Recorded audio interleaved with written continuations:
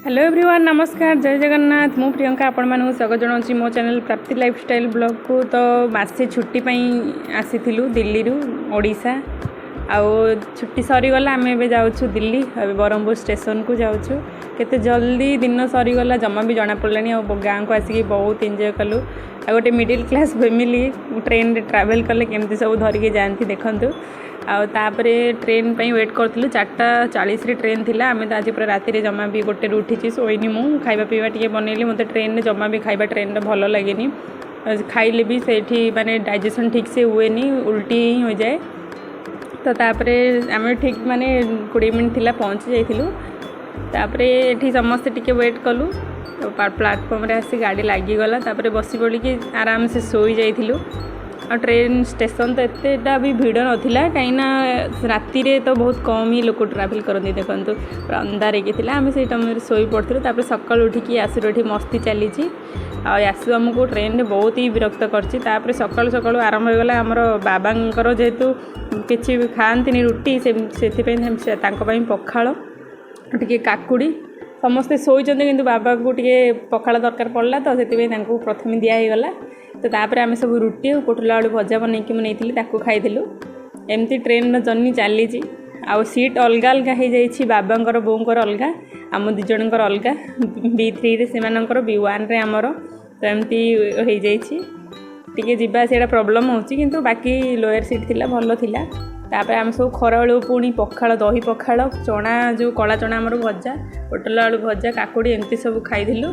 तो तापर संध्या बेलू हजबैंड चलला पाग मुड़ी मिक्सचर बनाने ट्रेन में तो किसी काम नहीं बास बसवा कथा खाइबा कथा किंतु मोर ठीक से ये डाइजेशन हुए बोली मु बहुत ही कम खाए मस्त उपर गोटे मुड़ी मिक्सचर पाग सब पियाज टमाटो कंटियाली ये सब पकईकि पाग बनइले। तो बो एठी नथिले बो सेपट माने ये बसी थिले तो आम एठी बसिकी प्रथमे खाइदेलु तापर बो को भाई टिफिन रे पैक करिक नै गलु एठिकी सेठिकी ये टाइम पास केतेबेले हेकि दिन माने राति संध्या गला जना पड़लानी किंतु बहुत बोरिंग ब्रह्मपुर टू दिल्ली माने बहुत ही दूर आ 3 दिन जर्नी आहरी केमती सरियो बास से कौन करवा।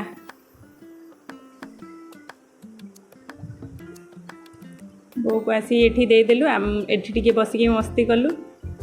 आउ यासुर ठीक कांध चलती मत फोन दे दियो मु देखी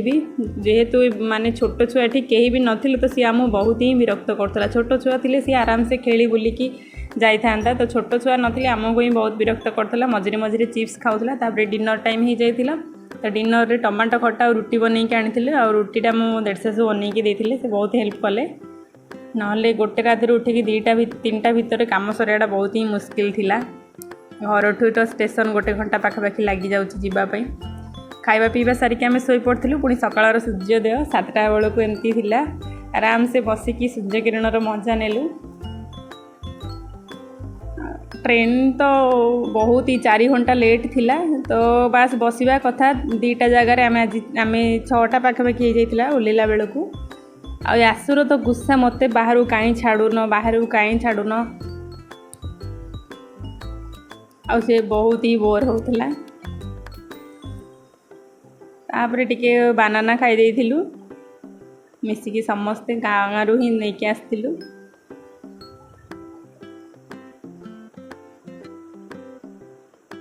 एठी यासुर पापा यासु को डराउचंदी भूत बनिकी खाऊ नथिला से तो सेतिपई तापर टिके केक फेक किणाला ताकू खाइलु पुणी जाकि हजबैंड बाहर स्टेशन रे रखिला एडी तो सेठी जाकि समोसा नहीं आसती ताकू भी खाइलु